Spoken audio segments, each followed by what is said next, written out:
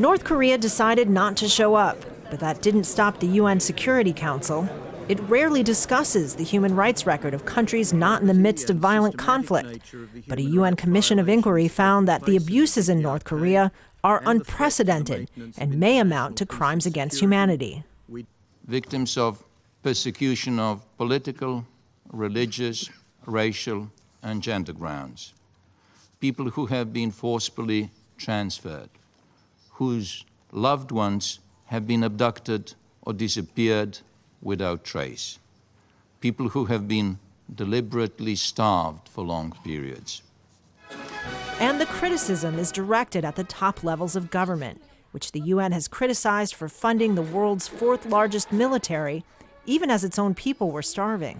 One of North Korea's few allies, China, objected to the meeting, saying the politicization of human rights would be counterproductive. The Security Council should work more to facilitate dialogue and ease tension, and refrain from doing anything that might cause the escalation of tension.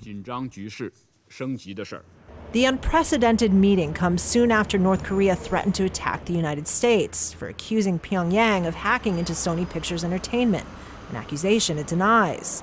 As a result of the hack and threats of violence, Sony canceled the release of the film The Interview, a satire showing the assassination of North Korea's leader, Kim Jong-un. The attackers also threatened Sony's employees, actors in the film, movie theaters, and even people who dared to go to the theaters showing the movie, warning them to, quote, remember the 11th of September, end quote. Not content with denying freedom of expression to its own people, the North Korean regime now seems intent on suppressing the exercise of this fundamental freedom in our nation.